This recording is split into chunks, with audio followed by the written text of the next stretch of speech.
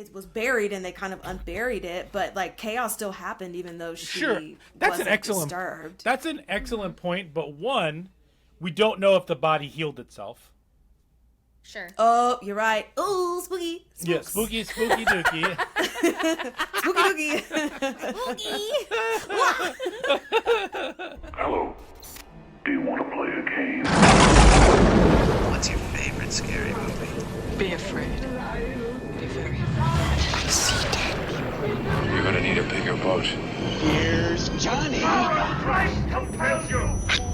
The power of Christ compels you! Whatever you do, don't fall asleep. Welcome to Talking Horror with Jamie and Nikisha. Hi, I'm Jamie. And I'm Nikisha, and this is Talking Horror with Jamie. And Nikisha. Where we share our love for spooky things and talk horror through the lens of human behavior. Welcome, everyone. I don't have my lenses on today for those watching on the YouTubes, but Jamie's got it covered as always. Don't worry. And she's I got ready. my lenses. I She's buy got her direct, lenses. not sponsored. They're always cute lenses, though. I like the color of them. But, They match my water bottle. ooh, fancy, fancy. Well, I don't have my water bottle with me, nor does it match my outfit, but I am going to show off my jersey that I did get from the Spirit Halloween. That I Ghostface jersey. That Ghostface jersey is very, very cool. Thank you. It has Ghostface name on the back, and it has 96 on the back. And it is a fun time. I think we talked about it in our last episode that we recorded, that there was a One Lonely Spirit Halloween open in Lincoln, Nebraska that I went to, and So cool. got some things, including a hat that says Dead Inside, which is my new favorite thing on the Oh, face of the planet, amazing. because that's how I feel 99.9% of the time is Dead Inside. So Oh, yes. I also got my new, speaking of Spirit Halloween, my new Yeah. Sam flocked Spirit Halloween. So his little Love onesie it. is like a felt material. Ooh. Yeah, and for those of you on listening on the podcast YouTubes. form, you can see this on YouTube. But also, just to mention, on our Instagram, I'm featuring, over the course of the next couple of months, I'm featuring all the horror pops that I have on there. So definitely follow us on Yes. Instagram at Talk Horror Pod for different content that you'll see on TikTok or on Twitter. All those are at Talk Horror Pod. Yes, fantastical. Well, we gotta say why we're here, y'all. We are talking about, Why are we here? y'all. Why are we here, y'all? Why are we here? We're here because it's a season of the witch, even though we're not doing that particular movie, but that song is stuck in my head. We are talking about the 2016 supernatural horror film, The Autopsy of Jane Doe. Ooh. Spoiler alert, she was a witch, which is the connection to the song. So, this movie was directed by Andre Overdahl, and it stars Brian Cox and Emil Hirsch. And this is Overdahl's first Emil. English language Emil, film. that's Yeah, Emil. Hirsch. Oh, Emil, sorry. Emil Hirsch. I love Emil, though. That's a nice name. It's always me trying to make everything fancier than what it is. Yeah. And so that's what like that Yeah, I love that. What a beautiful name. Emil. Save it for your firstborn child's name, Emil. Yeah, how'd you name your kid Emil? Well, let me tell you a story. We're doing this podcast that had nothing to do with babies. So, this is Overdahl's first English language film. He's Norwegian, which I did not know, but another one of his films you guys might know out there is Scary Stories to Tell in the Dark, which was 2019. So, obviously heavy spoilers for The Autopsy of Jane Doe. And Jamie, can you tell us a lot of trigger warnings that are in this movie? Surely. Well, this has autopsy in the name, so if you didn't otherwise deduce, This takes place in a morgue, so we are seeing a lot of dead bodies. Dead bodies in a variety of forms. Our titular dead body is very nude, and then is also cut open, so we see her insides. And it's everything that you expect to be inside of a body, but dead. Dead. Yes. We also have some other corpses, including burned corpse, corpse that shot itself in the face. So we get some not so nice looking corpses. There's also what's it? An axe to the Oh yeah. Axe, neck axe, of course. It's axe. like a neck beard, but it's a neck axe. It's an axe. But it's an axe. Neck axe. We get some references to some witchery, as Nikisha was already singing about. And general spookiness. Some limb breaking. There's also, do you say animal harm? Oh yeah, animal harm. I block out the things that really upset me. Wow. And did you say mentions of suicide? No, because I block out the things in my brain that I don't like to think about. Yes. Oh, that poor cat. And suicide. Oh. Yes. Well, lots of trigger warnings. This movie, even though it's steadily in one spot, has a lot that is going on. So if you don't like literal insides being brought to the outside, then this might not be the movie for you. So, yes, producer Brian, do you have some words for us before we get heavy into this movie? No, I mean, I kind of talked about it. Follow us on all social media. We're doing some fun stuff in all those places. At Talk Horror Pod. We're also on YouTube, where you can see our beautiful faces. Hi, YouTube. Hello. And Nikisha's super cool Ghostface jersey. That's so good. It's really cool. Oh God! Oh God! Step, everybody. Fantastic. Yeah, that's all I really got for that one. We're gearing up for October already. So we have some really cool stuff happening in October and September, leading up to the fall season. So make sure you're subscribed to this podcast, to our social media, and to our YouTube. We're counting down some cool stuff. We are doing some awesome movies. We're doing a Latin Heritage Month, so we're going to talk through a little bit of some of our favorite Spanish movies and Spanish directors. So definitely stay tuned for all of that stuff. Yes, fantastic. Well, Brian, do you want to continue on? You mentioned before we started recording that you have watched a few things during the week. So tell us about it. I have. Well, staying on theme with this, I saw Andre Overdahl's new movie, The Last Voyage of the Demeter. Oh, somebody on Hinge asked me if I wanted to go on a date and see that movie. No! Honestly, As a first like, date? that's... On a first date. That's kind of right up your alley. No, I don't think movies are good first dates. How are you supposed to get to know someone when you're both sitting in a movie theater for 2 hours not talking? That's right. Movies are not good first dates, but at least they picked a movie that like would interest you greatly.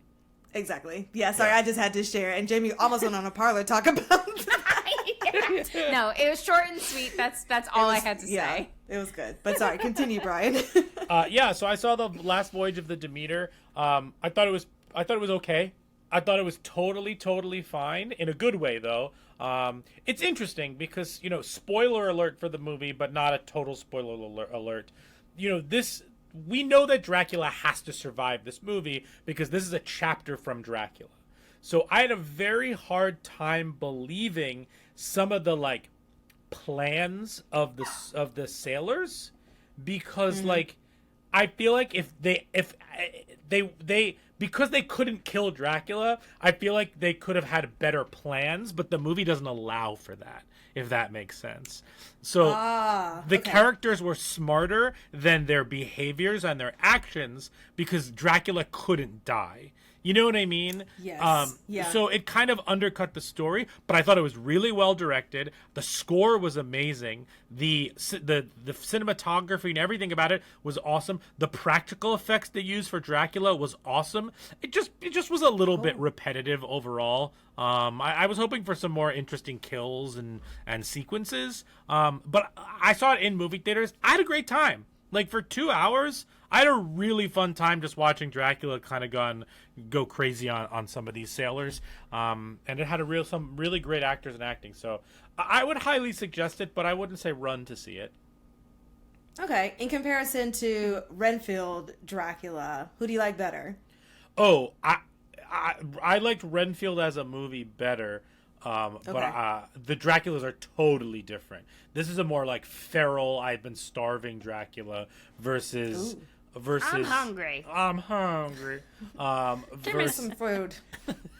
Versus, even though he is hungry and he's trying to like rebuild his health in Renfield, it's definitely it's definitely a different type of Dracula for sure. One's more camp, one's like trying to be pure terror. Yeah. Fantastic. Is that a long movie? Like, how long is it? I think it was like 2 hours. No, it was under 2. It was like 150 something, maybe. I don't know. It was about 2 hours. Nice. Well, I have to try and go and see it because it did look interesting. So. Yeah, definitely worth it. I also like Andre Overdahl overall as an actor. Excuse me, as a director. I like his movie. I've seen his movie Troll Hunter, which is good. I think he's a better director than he is like. Some of his movies aren't great, but I like his direction. Like, I'm not into Scary Stories to Tell in the Dark, the adaptation, but, like, I thought he directed it well. I don't know if it was a screenplay issue or whatnot, but anyway.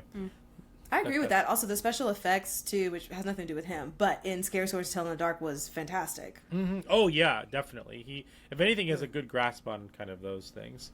So think about that the spiders. Oh, yeah, this out of her cheek, right? Ugh, gross. Yeah. Gross. But Jamie can't introduced me to a film I had never seen before. Uh-oh. Did I? What did I You introduce did. you to? We watched the seminal classic, House of Wax. The remake, the Paris Hilton remake. What a time to be alive with Paris Hilton at the forefront of a horror movie. Please discuss how you felt about this movie. So I'm going to say, listen, this movie's not great. I recognize that. But history told me that it was the worst horror movie ever. It was not. I had a great time watching it. I think in the last episode we talked about how we watched House on Haunted Hill or Haunting of Hill House or whatever we watched. The one with Ali Larder and Chris Kattan. But like my issue was not like I had a great time. I had a really fun time. It was really fun to watch. I did not expect the twist that we got in the movie. And then I thought, literally they promised you a house of wax and you got a house of wax. And you got a house of wax, yes. Yeah. I thought the kills were fun overall. I was expecting a little bit more diversity in kill, but like it was still fine. My biggest gripe with the movie is that nobody, not one of the people in this movie acted like a human being. That like nobody makes a decision that a real human being in that situation would make. Not one of them. And that was very frustrating. But like that's what this Especially movie what's is. his face? Jared Padalecki. Oh my god, he was like the least person of all. Just like, oh, the wax museum says closed. Let me just walk right into it. Let me start touching everything in this museum, like everything. It was just like so bizarre. Yeah. I just like I didn't remember any of that stuff. Obviously, the marketing was like, come watch Paris Hilton die, and I was like, I'm all in. So like so it's just so messed up. But I didn't care about like how they were acting, which wasn't real. So it was a fun rewatch. Yeah, it was great. We had it was like we watched this and then we watched Autopsy of Jane Doe. So between Emile Hirsch and what's her name, we had a little Eliza Alicia Cuthbert. Yeah, we had a The nice girl little next door. girl next door Oh reunion. God, I love that movie. I was obsessed with it. I probably still own it on DVD. So Yes. good. Oh, fantastic. I don't think I've seen it. Oh, So it's great. good. But I liked House of Wax. I did. Like, unironically, really enjoyed House of Wax. It is one of those movies where if you know what you're getting into, then you'll have a good time. And we've Yes. like covered movies like that as well. And it's not even just the fact that it's the nostalgia of, you know, the 2010s or whatever the case may be. It really is just like, if you just know that this is going to be a crappy horror movie, you're all in it for it to just be crappy, and it can only like Yes. go up from there. So Totally. But it is a combination of like that decade of movies makes me feel comfortable. Plus, Yeah. I know that what I was getting myself into. right, exactly. Yeah. Well, talk about not knowing what you're getting into with this movie. Let's get into a plot summary of the Autopsy of Jane Doe, because wow, there's so many things going on and so many twists and turns that I'm very excited to discuss with you guys. So, What's the plot? Jamie, have you gone and done one in a I've just while? avoided it Well- for as long as I possibly can. Not to like get Jamie off the hook, but like, are we awarding all plot in summaries to the producer now? Didn't we agree on that last week? love that. Oh. Listen, if you want to take it on, that's fantastic. I'm happy to do that. Is this a duty that you're willing to? I'm willing to Please take do. on the plot summary, the 2-minute plot summary, if that is something that we want to decide here on the Autopsy of Jane Doe episode. I'm so glad that You you will write be stuff the down. the duty head, as we have said. You will be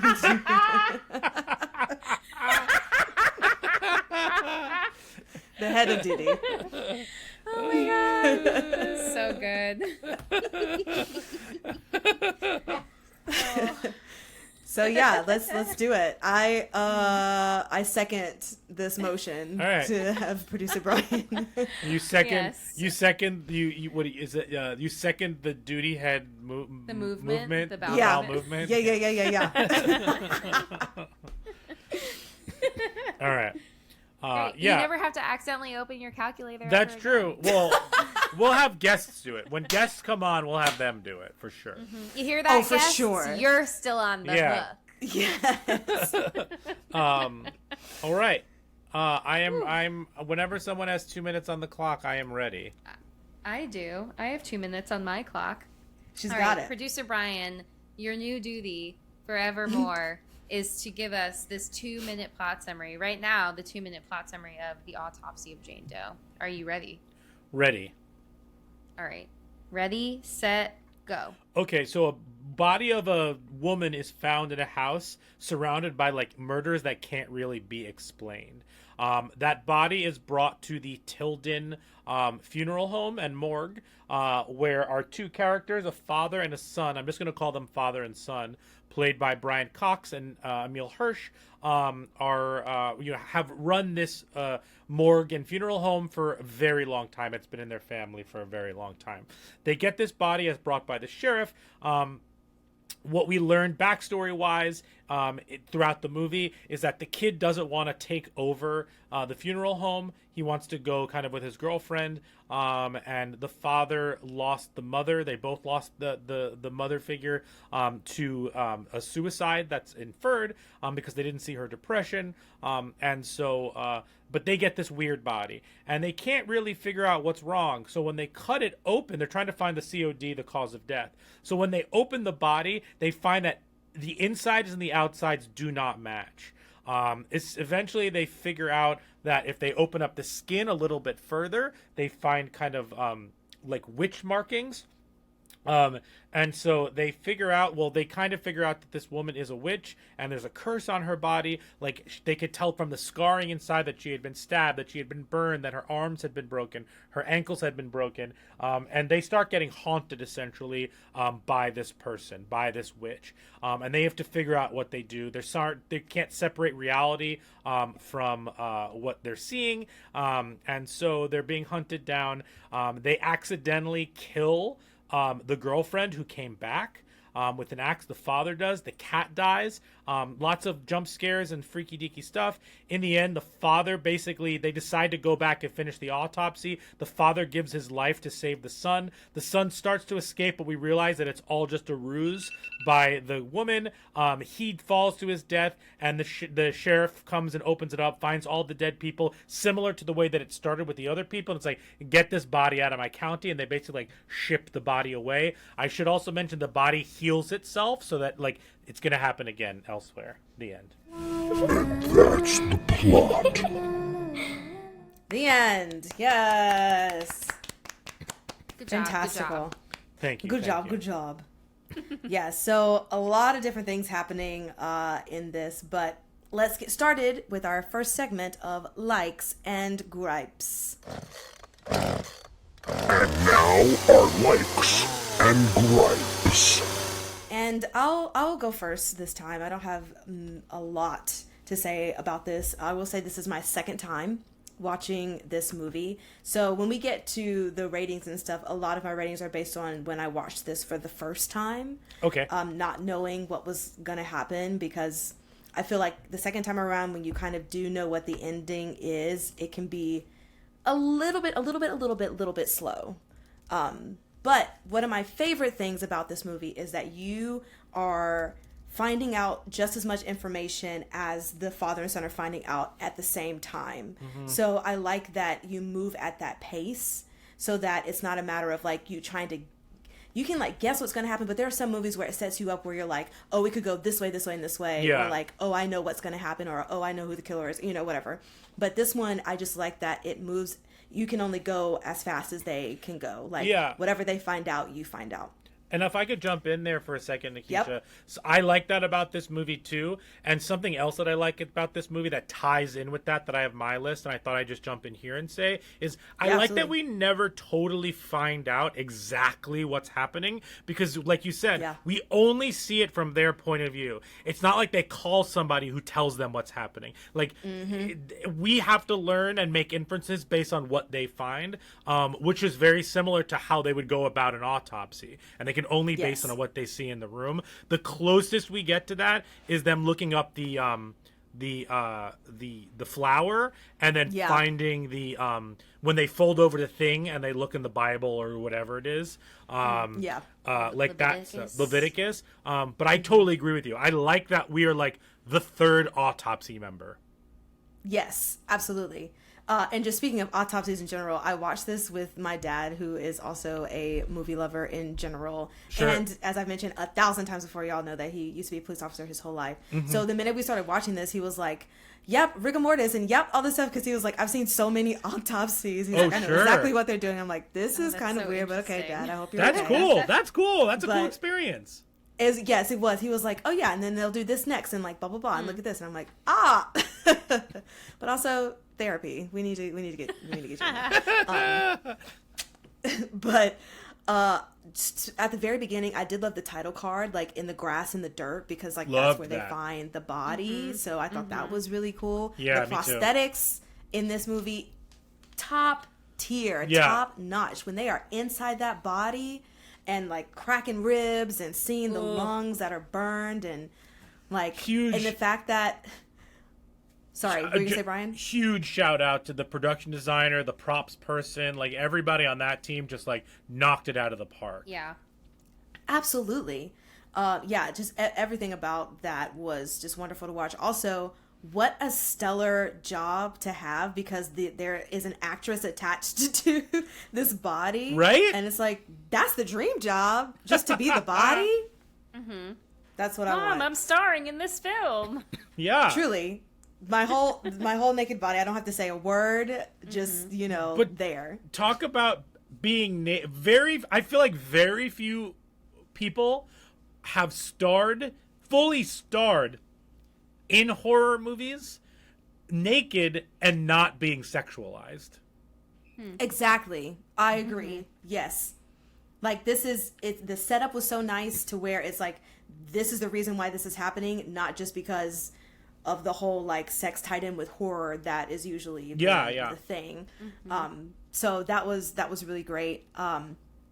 I love the father-son team. My only gripe was that I felt as though the little references that they put in about like the father kind of not talking about the mom, or not really getting over the death and stuff. I feel like if you're going to talk about it, I would have liked to have them expand on it just a little bit more. It just seemed like they were kind of trying to fit something in to like humanize them, of course, in the situation. But it's like, is this really tying into how he's doing his job? You know, like, why are we bringing this up? Is it because like the relation with his wife being dead is how he now does his autopsies and operates, or like, you know, what's the connection, what's the tie in there? So that was kind of a little bit of gripe. I just would have wanted to have a little bit more information about that. Sure.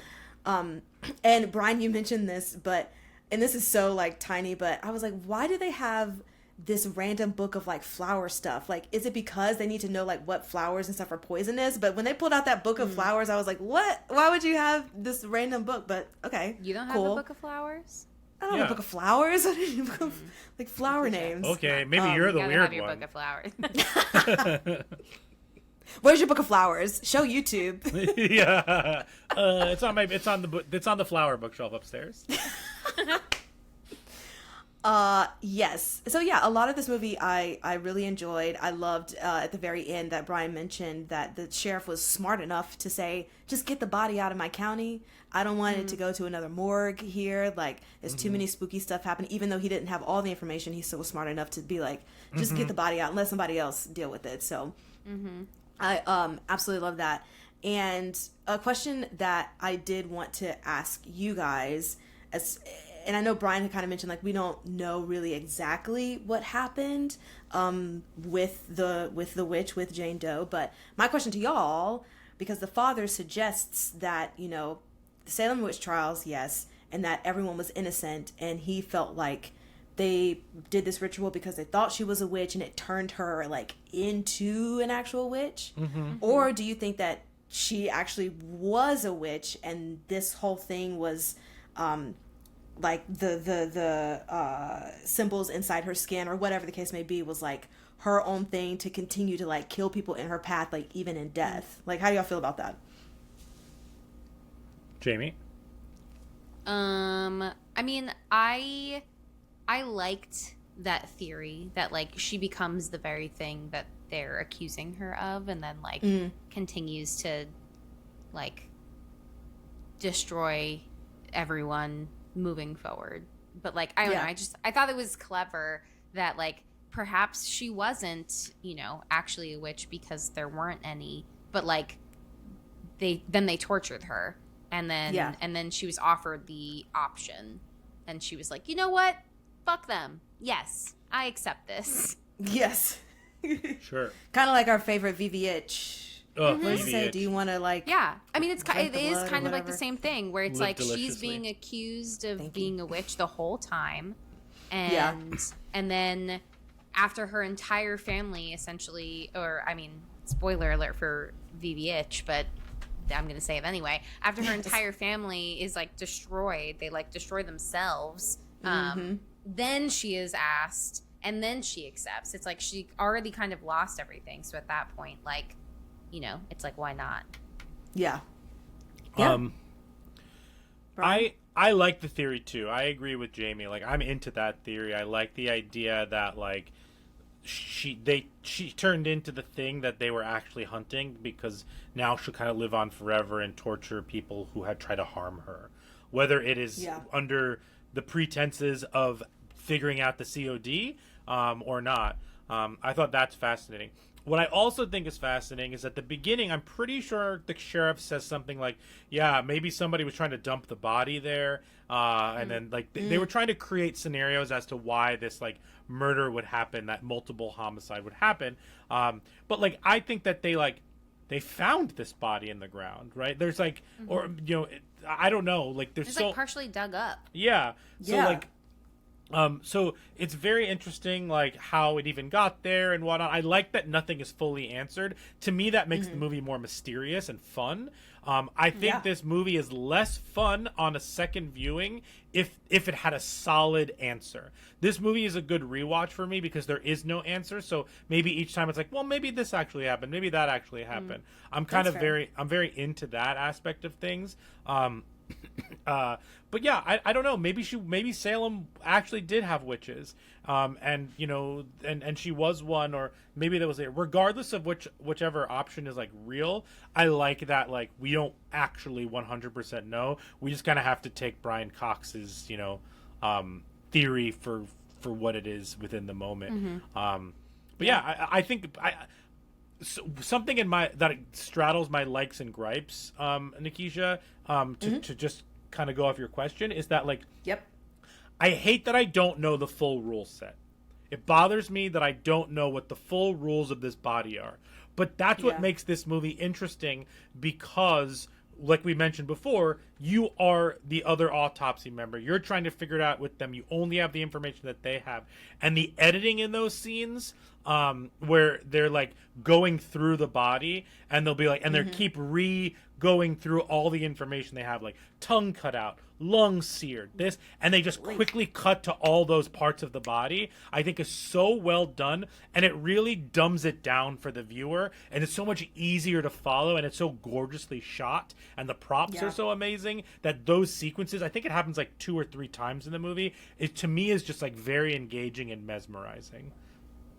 Yeah, absolutely. That was all my likes and gripes. So Brian, if you want to continue on, please. Yeah, sure. I'll keep going. A like that I have with this movie that happens with a lot of other movies is I love movies that open with what will happen to your characters. This movie opens with that murder in that house. This movie ends with everybody dead because the witch got them, essentially. The body of Jane Doe got them. But we fall in love with these characters, or at least we become invested in the characters. So that breeds a sense of hope in us. The reason we're seeing this story, the reason they're telling this story, the reason that Andre Overdahl wrote this, directed this, and Ian Goldberg and Richard Nang wrote this movie is because this is the time that something different happens. But I like that, no, that's not the case. This is what happens, and that makes you think wait, why this time? Why was this time important? Is this the first time she ever got to a morgue? Is that why it's important? You know what I mean? Yeah. I don't know. That's something for us to decide. Brian Cox and Emile Hirsch have spectacular chemistry. It's very easy to watch the two of them, and it's also nice to see Brian Cox play a good father as opposed to Logan Roy. Always a great sense of tension in the workroom, in the morgue. I just thought that even when something spooky wasn't happening, there was that tension in general. I like that the movie sets up that he says they're not cops or therapists, as he says, shrinks, and they're only looking for the COD. But really, at the end of the day, they look for more than the COD. And so I like that evolution of what they think they are doing versus what they're doing is interesting. I like that the exposition is spread out after we learn about the relationships at the beginning of this movie. It's after that point. I'm into that. I just think it's really well written and executed. I really like this movie, if you couldn't tell. I really like this movie. I like that in the background, the radio says, it's going to be a beautiful day out. If you're paying attention, everything that the radio says is the opposite. I like when they talk through it all. Like I mentioned, the internal versus the external. I like his description of, it's like there's a bullet, but there's no exit or entry wound. It's I really like that. The prop work is amazing. This is a fucked up Operation game. No, not Operation game. Yeah. So I paused it halfway through the movie. So when they find the skin markings and the lights go out and they say they need to leave, they're like, okay, we need to leave. That's literally halfway through the movie. So I think that's a really good point for them to. I like that halfway through the movie, they're like, oh, something is wrong. We need to get out of here. The lights went out, all of that. I like that they believe what's happening to them. There's a version of this movie where Brian Cox never believes that what's happening is happening, but like they believe what's happening to them, and I appreciated that.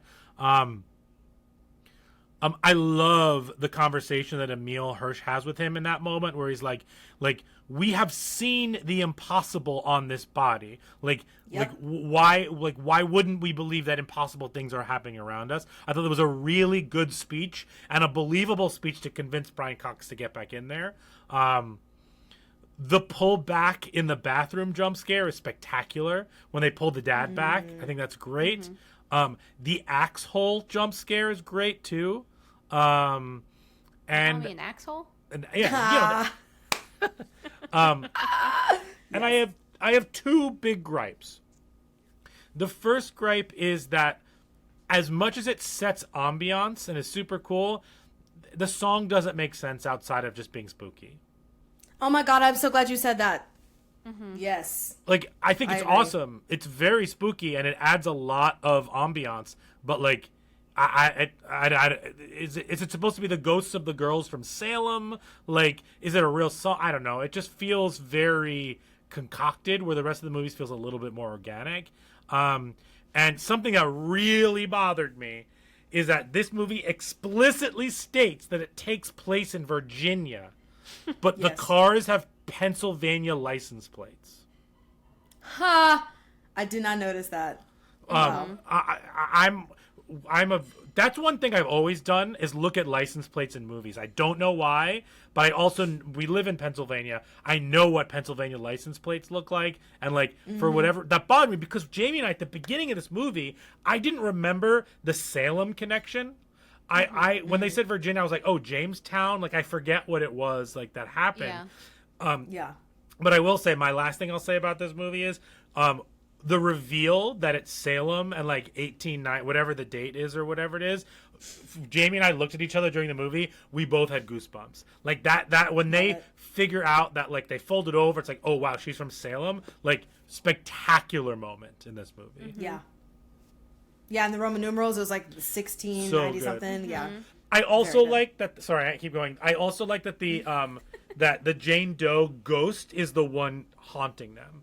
Like the burned version of her haunts them, and I have to watch it again. I wasn't paying attention, but it almost seems like the burned version haunts her, and then a different version haunts them, and like. But it's always really kind of that burned, like what her body would actually look like is haunting them, and I dug that. Wait, do you mean all the bodies that are chasing them? Because those are the bodies in the morgue that from they the see morgue earlier. Yeah, but because you see the doors open and then there's no bodies in them. Sorry, well, I meant her body. One of the bodies that is haunting them, I believe, is her body. If it was burned. No, that's the burned victim in the very beginning. Remember I said that there's a person covered in burns? Remember when the girlfriend comes? Yes. And she like wants to touch a corpse for some reason. And one of them is like a totally burned body. And then the other one that she picks is the one who's with the gunshot to the was face. Shot in. Yeah. With the bell on those were the bodies. Yeah. Those were the bodies that were chasing them. Why did I think that it was her? Never mind.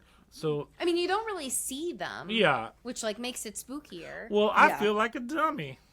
No, that's a good. That was like a smart connection to I think like that though. Burned I like bodies. your theory. Yeah. Thank you. I appreciate the positive vibes, but I was wrong, and it's okay to be wrong, everyone. It is. It builds character. It's okay to be wrong. 1693, not 1899. 1693 were the Salem witch trials. Did you just make up a time? Yeah, I just said 1899, but I know it's 1693 because we went to the museum. Yeah. Mm-hmm. Fantastic. Well, yeah, Jamie, do you have some things to add for your likes and gripes? Yeah, I mean, both of you really said all of the things. I agree with the both of you. I also really enjoy this movie. I think this is maybe the third time I've seen it. Nice. But it does it has really etched itself into my brain. Quite like the writing on the inside of her skin, but in my brain. And I like witchy stuff. So like the reveal I find very interesting. And I like their relationship dynamic. I love both of these actors, and I liked spending time with them in this way. Every time now that I see Brian Cox in something, I just think about how he's like, yeah, you just act, and he's just great at like any hat that he is wearing. He's just so good. Yeah. Like I really believed that he was a coroner, and also like just very thoughtful and like methodical in how he goes through his process. We see all of that, and like I fully believed it. And I believe their relationship. I also believe that like the son maybe like feels badly about leaving his dad behind because it's just them two, and like you like see that emotion of like, I can't leave my dad, like I'm just gonna stay behind and help him with this. Like it's just like it really, I really buy into it, and it just makes me more invested in their relationship and like hoping that they survive it. I normally don't, and I've admitted this before, and this is just my personal opinion, so please don't come for me, but normally I don't like movies that like has a not happy ending. Those are not my preference, because reality often upsets me, and I want something better in the content that I'm seeking as a form of escapism. So it bums me out, but I think that because like knowing what the Jane Doe has endured, what she has had to go through based on the impact on her body that we're seeing in the movie, I feel less bad, even though like these people aren't necessarily like the primary targets perhaps that like should be targeted by her, but like her wrath just has there's no bounds to it because of everything that she's been through, like the torture that she's been through. And like there's a part of me that's just kind of like, yeah, I'm rooting for the witch in this one. It's like, sorry, not sorry. And like it doesn't upset me as much as like other movies that have like upsetting endings. And I think that's why. But justice for I the only witches. have like, justice for the witches. Jane. Justice What for the the hell? witches. Justice for Jane Doeafer. Yes, exactly.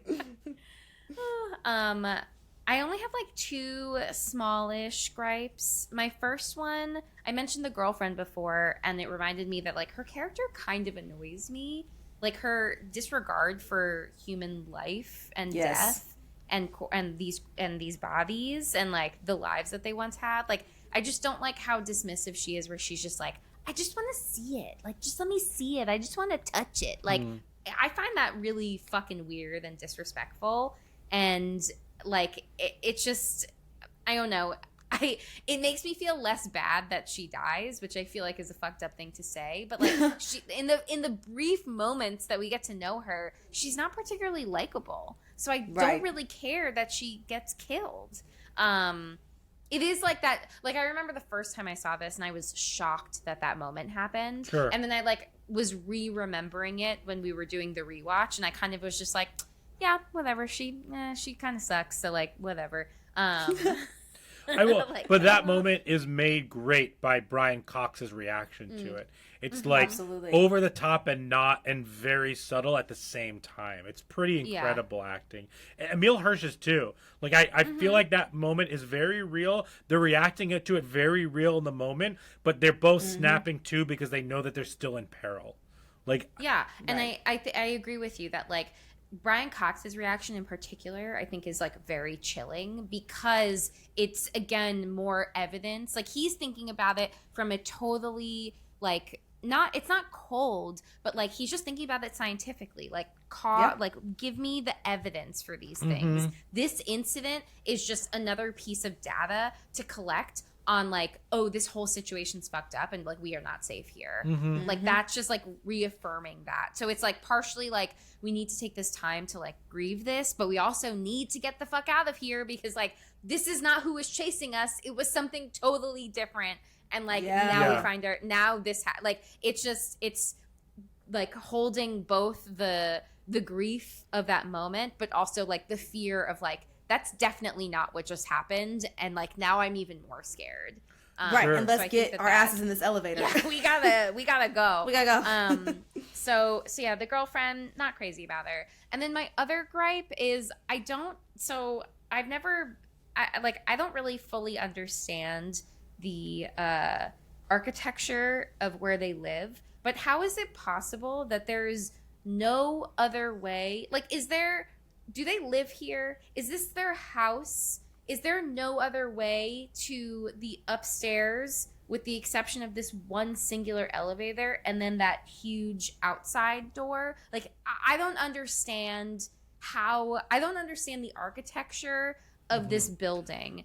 That baffles me. There has to be another staircase. Like, there's just no world that, like, it's elevator or bust, you have to go outside. Elevator or bust? Buildings aren't built like that. Yeah. That just doesn't make sense. Well, it was built in, 1919 is what the thing said. Right. But So then it definitely should have a staircase inside. There's no world where it's built in 1919 and the only indoor way to go up and down is an elevator. That's Fair. fair. Yeah. No argument. No argument for me. That's been architecture parlor talk. What? Come, sit, have a drink. It's parlor talk. That's pretty much my only little frustrations. I mean, that is very true. When I was Yeah. like, truly the elevator and then them trying to open the doors, or like the fake police officer being like, yeah, like, we have the doors. I mean, we got the tree, like, open the doors. It was really crazy. Yeah. This movie, for some reason, definitely gives me James Wan vibes in some places. Here and there, nothing too crazy in terms of, I guess, how the jump scares are and things of that nature. Yeah. But this is a lot more serious than James Wan would have taken this movie. So I guess some pieces there. But I do have a question for the two of you. Brian Cox's character at one point basically says that, like, we need to finish the COD. We need to finish the autopsy. I fundamentally disagree with that choice. In that moment, did you think he was making the right decision? Do you think that, what would you have done in that situation if, like, you knew you couldn't escape and you had to figure out something? I can only think about his motivation being just because he wanted to see if he could get any more answers to try to end whatever was happening. So it's like, if you can't escape because, as Jamie pointed out, there's no way to escape in this terribly built building, then it's like, well, what else can you do? Because if you can't just sit there and wait it out to die. It's like, I kind of agree with his decision of just, for the purposes of just trying to find out. And maybe his wording of, like, let's finish the autopsy is not the best sentence. I think the motivation was like, let's find out what, if we can find out what happened, we can find out how to stop it. So I think he was just trying to figure out how to stop it. So I didn't mind his decision to go back in there to figure out how to stop what was happening. Jamie? Yeah, I mean, like, I don't know what else I would have done if I knew that I was, like, definitively trapped. Maybe I would have focused on, like, taking the camera and recording something less formal and more of just like, okay, again, here's a run through of everything that we found. Not knowing whether or not that camera recording would ever make it somewhere. Sure. But, like, I feel like documenting it more just to be like, hey, if I don't make it out of this alive, here's what I've discovered. Here's what I've found. Like, hopefully someone gets this message in the future. But, like, I at least want to, put it out there in that way, because maybe then it helps somebody else. Even if it's all for naught, at least that feels a little bit more like, I don't know. Maybe that's more selfish versus, like, he is being selfless. On one hand, maybe, like, he thinks that by solving it, he can, like, set her spirit free. He doesn't, like, fully say that, but I do feel like that's kind of the gist, where it's like, if we can figure this out, then maybe that will, like, relinquish her power over us. And then secondly, when he's like, take me, I'm like willing to, take all of this on. Like, that's also him being selfless. So I think at that point he was just like, I don't know if I'll make it out, but, like, I'll do what I can to, like, figure this out so that my son is safe. Like, both of those actions feel, obviously the second one definitively, but the first one of, like, maybe if we solve this, I don't know if I'll make it out, but, like, at least you then can have a happy ending, so to speak. Sure. Yeah. What did you think? I think they should have sewn the body up, because they even say that, like, we've disturbed the body and now it's cursing us or something to that effect. Wouldn't you think the natural thing is like, well, maybe if we sew it up and like let the body be, all of this will stop? Like, didn't we just like literally open up a Pandora's box? What if we closed it back up? You know what I mean? Like, I would have done that. But like, again, Just like put everything back where it came from. yeah, like, Put that thing back where it came from. yeah, exactly. Yeah. The Monsters Inc. They have to do the Monsters Inc. dance though. It's Yeah. very important. I mean, yeah, but also like the beginning of the movie though is like her body not being really disturbed. I mean, like it was buried and they kind of unburied it, but like chaos still happened even though she Sure, that's wasn't an excellent. disturbed. That's an excellent point. But one, we don't know if the body healed itself. Sure. Oh, you're right. Oh, spooky. Yeah, Spooks. spooky dookie. Spooky dookie.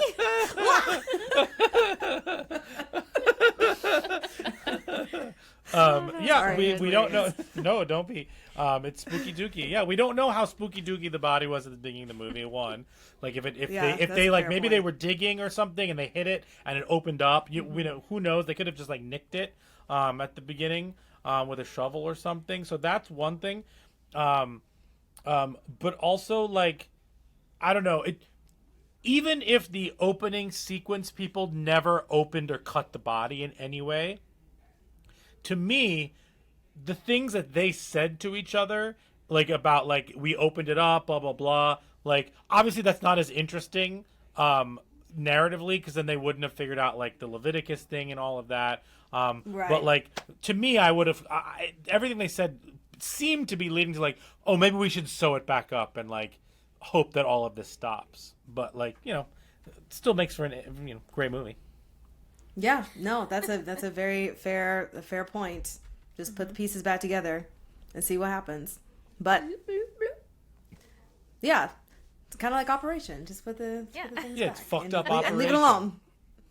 And then nobody gets hurt. No buzzy zaps. No nothing. Yeah, they got buzzed for sure. Oh man, when he falls, it's at the end when he falls. You really, the first time you're watching that movie, it must really feel like, he's gonna make it. There's gonna be one more Yes. jump scare, like, but he'll make it. And then like that fall is brutal. It But really is. when the sheriff starts singing, it's just like, oh, yep, all right, See you I later. think we're done here. Big Yeah. gulps. All right. See you later. Oh, God. It's over. Ugh. Yeah. But also, you know, the witch was just doing her job. So The witch was just doing just her witchy witching. job. her witchy duty. So it's fine. She's a I'm duty here head. for it. She is the ultimate duty head. Yeah. Yes. Fantastic. Well, speaking of heads, transitioning into mental minds and brains, let's get into our next section of brains. Tasty.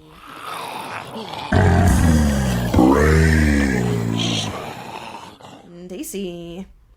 Fantastic. Well, I have a couple of questions for you, Jamie. And the first one is, of course, talking about death and people who have to deal with death a lot in their profession, like being a mortician. And so my question to you is, how do you think that people can cope so much with death that they can do it as a profession? And just as, especially how the dad kind of always separates of like, we're not therapists, like we've mentioned before.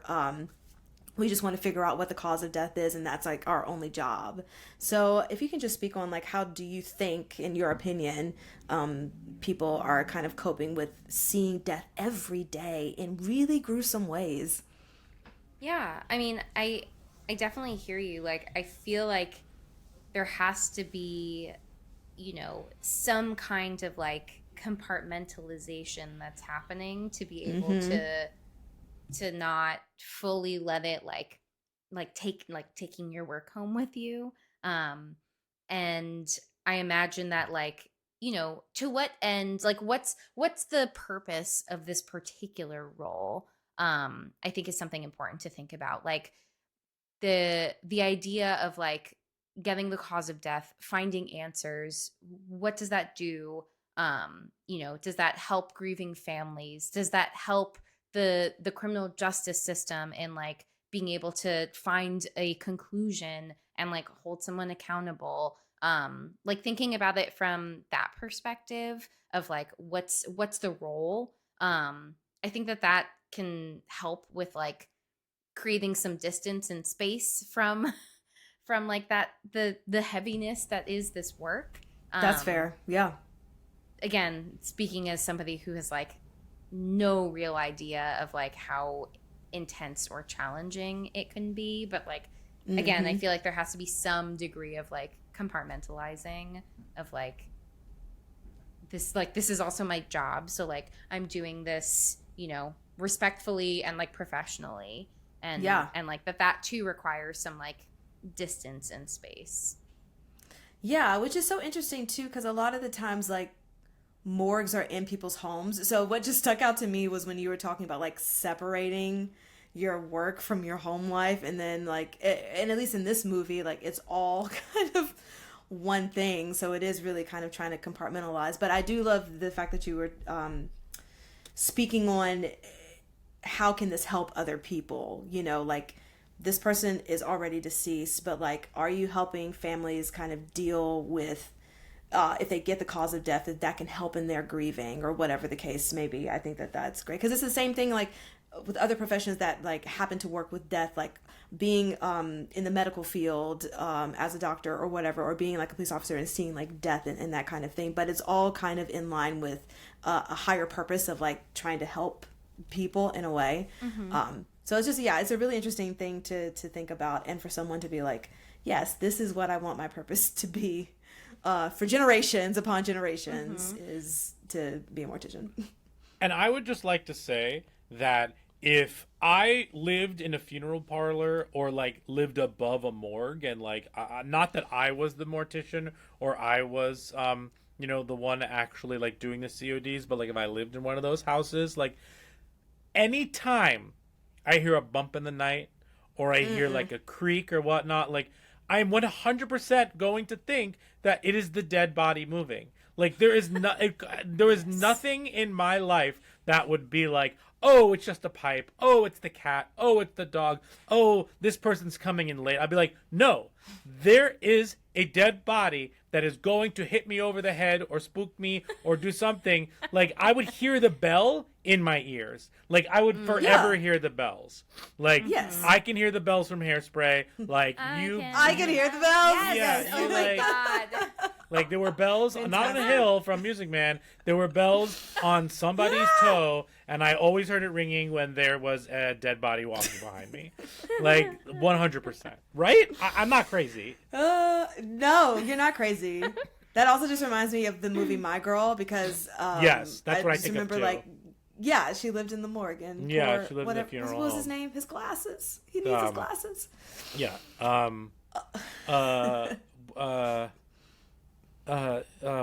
I'll think of it. It's a double. It's two letters. It's a double name. Yes, it's a double name. Well, it's not a double. It's just two. Thomas J. There you go. Oh, woo! Thomas J. Poor Baby. Thomas J. Can't see without his glasses. Yeah, great movie. He can't see without his glasses. When I think of funeral homes, people living in funeral homes, I think of My Girl before I think of like Fun Home or anything like that. Oh, that's fair. Well, I also think of Bob's Burgers, because Mort the Mortician. Oh, that's fair. That's fair. Yeah. Great. Well, the next question that I have for Jamie is dealing with suicide, but the mother, we find out that she was depressed, and there's a conversation that the father and son have about the father kind of not seeing the signs and feeling guilty that he wasn't able to help her. So my question to you is, how can the person who is feeling guilty kind of cope with those emotions of not seeing that depression firsthand? And we talk about depression a lot, and how it shows up in people, and how a lot of the times it is a matter of like, well, they were always so happy and we didn't see, whatever. And so how can somebody kind of cope with that guilt of not being able to help because they didn't know? Yeah, I mean, that's so hard when people aren't really like aware and just like, again, if you have a particular idea of what you think depression looks like, and other people aren't like open and sharing how they're really feeling, I think that there's a lot of like survivor's guilt that then comes out of if somebody, you know, does die by suicide, then the family that's left behind is grappling with and trying to understand something, and you can't get clarity because that person's not here anymore to like ask those questions. But yeah, I think that in terms of like alleviating yourself of the guilt, I mean, even more so than that, I feel like therapy is just the answer. Like, there's just going to be a lot to work through. And that's probably one of the many like intense emotions and situations to have to like grapple with. As well as just like grief in general, right? Like having to grieve the loss of someone that you love.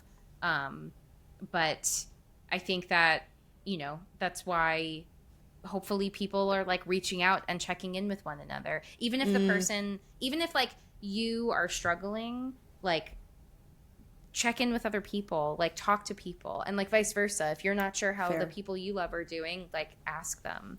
Like there's no harm in just like checking in to see how anybody's doing, and you never know like how helpful that could be. But like connections and that type of support just plays such a huge role in people's mental health. So it is really important to like stay engaged with one another. I have a follow-up question to that. In the movie, when they find the dead cat, and we find that, or at least he has to put the cat out of its misery, which is almost worse. You know, all of those moments, we learned that was actually the wife's cat, and he makes like this offhand comment where like the cat was a pain in the ass. But clearly he loved that cat for multiple reasons, and one of the reasons is that it reminded him of the wife, and the wife wasn't fully gone as long as that cat was around. So when he puts the cat out of its misery and then puts it into the furnace to burn it up and to get rid of the body, and he asks his son to like leave the room to give him a minute.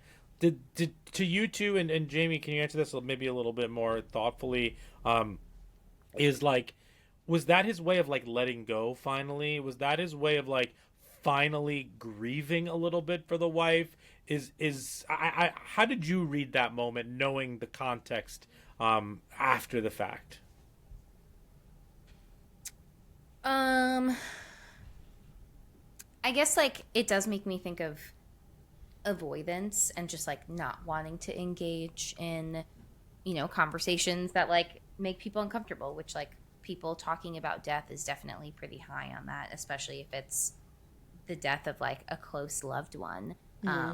Having to face, like, part of acknowledging it and not avoiding it is like having to face it, and like it makes it more real, and it's like easier to just be like, I'm just not going to think about this. Like you know, it's totally normal to want to avoid thinking about unpleasant, distressing things.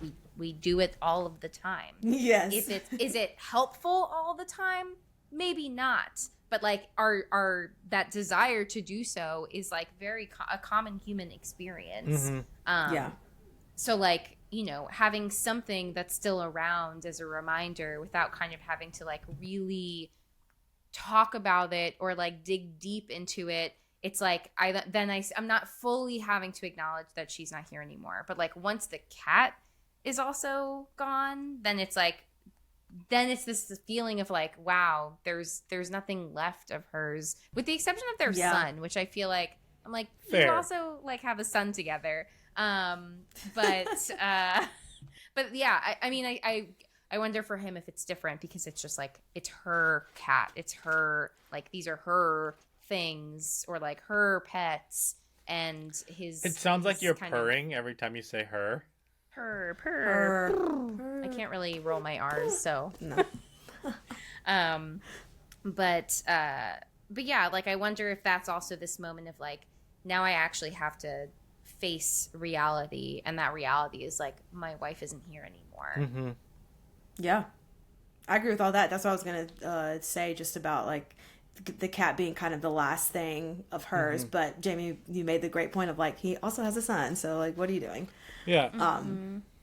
But yeah, that totally makes sense. I agree with what you're saying, Jamie.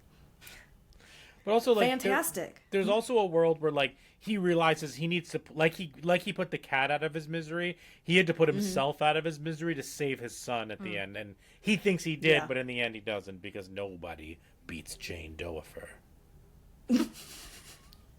Doeafer. Nobody.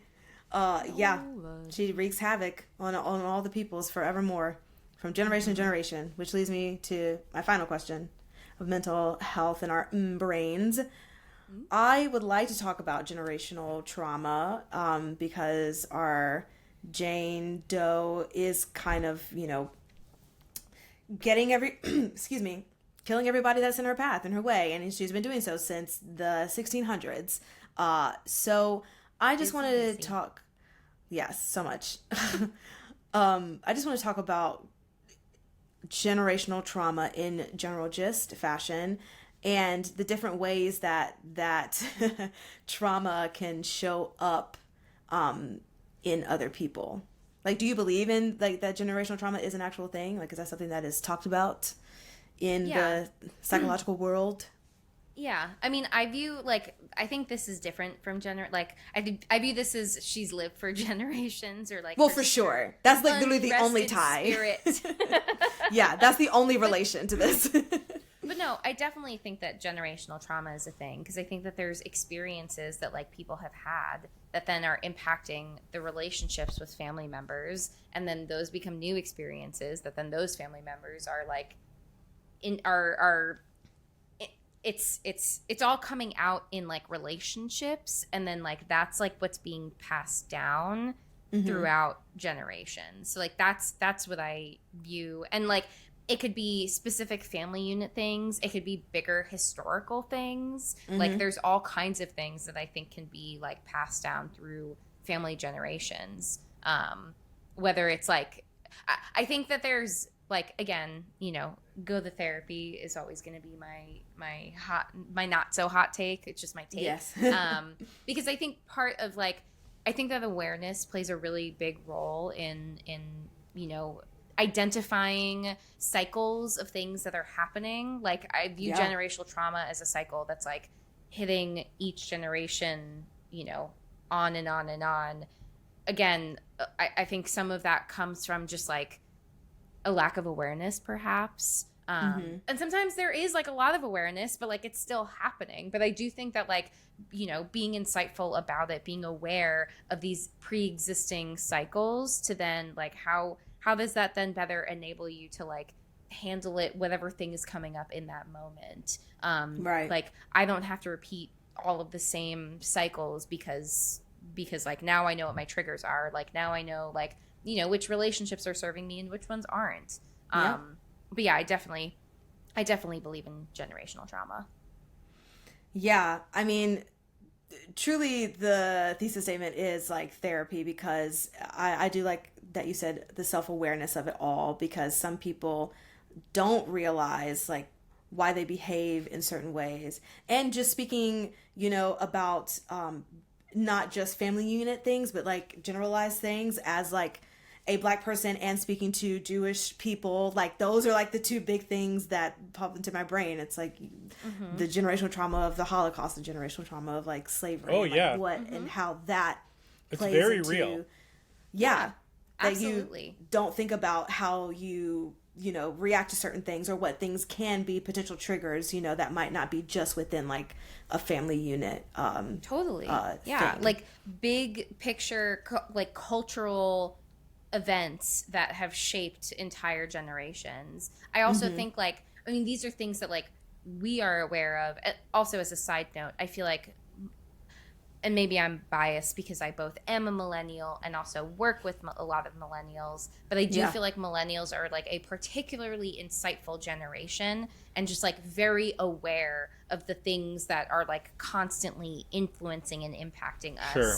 Yeah. And I'm very curious, like, thinking about all of the economic things that have been happening in, like, our most recent generation. Yes. Like, how is that then also going to carry down in future generations? Like, there's so many other things that are, like, happening now in real time that, like, again, being aware of it hopefully mitigates some of the impact, but like probably not all of it, and Yeah. who knows how it's all going to play out in future generations. So like there's things happening right now that are definitely going to keep on keeping on. Sure. And Yes. like that's wild to think about too, like from on like a contemporary standpoint. But also, For like, sure.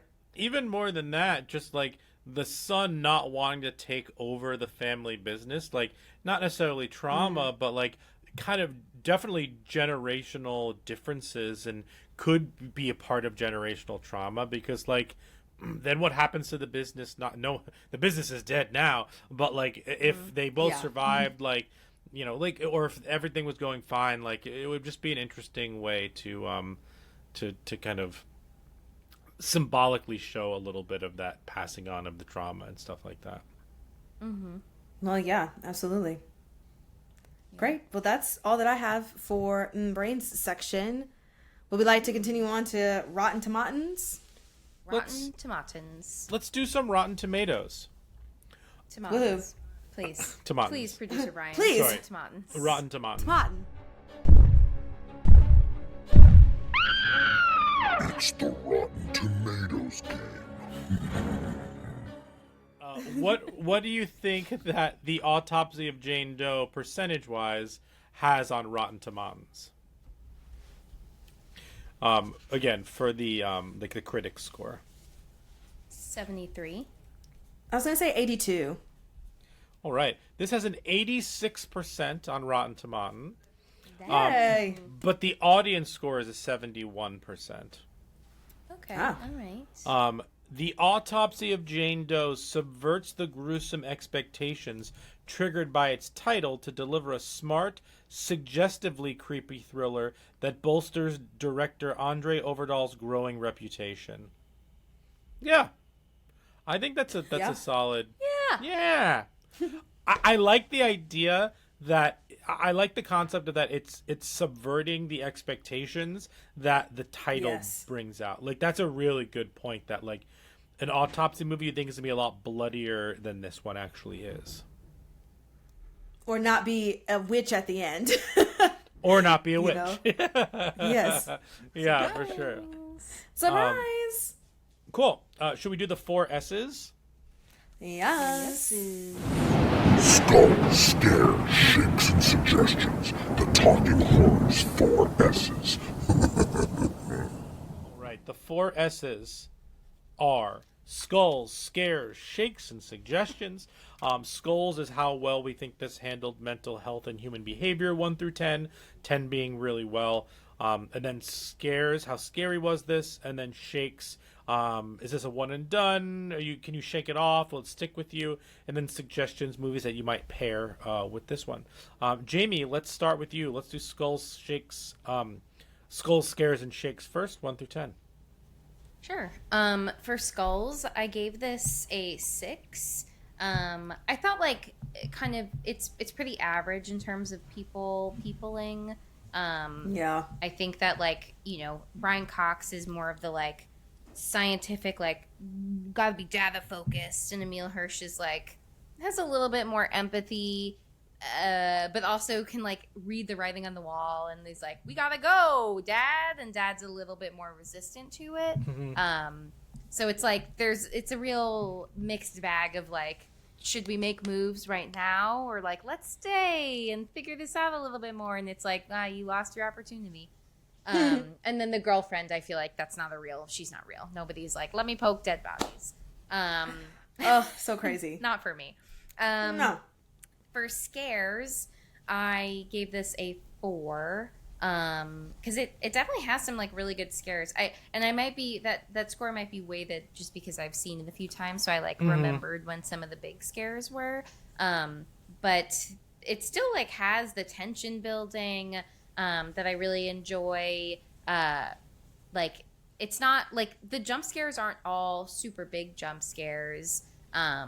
The beats are kind of held a little bit longer than maybe I originally remember them. So it's like I felt like I could anticipate like this one's like it's really going, like I'm really holding my breath here, and it kind of like my anxiety meter, I would say, went down a little bit in some of those beats. They felt a little too long, but like I still saw Brian jump, so I was like, there's Oh yeah, ones. definitely. It's still good. They'll still get you. But for Shakes, I'm giving this a 6. I really enjoy this movie. Upon rewatch, it's like, oh yeah, I really like this. And surprise, it feels like not as many people talk about it as often, but it really does stand out as like a pretty solid spooky movie. Yeah. Nikisha?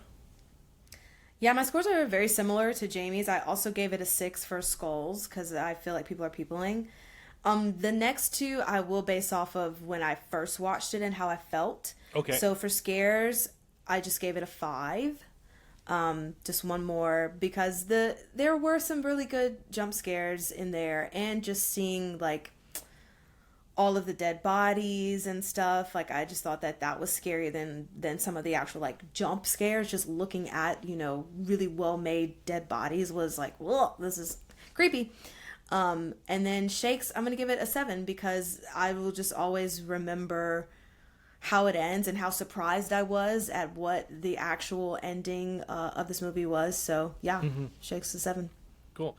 I'm also giving it a Skulls, so we have a 666 for Skulls. I'm also giving it the 6 for Skulls. Same reasons. Scares, I also gave it a 5. Some of those jump scares, even second time through, really worked on me. I also am giving it a 5 because I would say I love the eerie vibes from it that make me uneasy, a lot of it, and that I dig that more than the jump scares.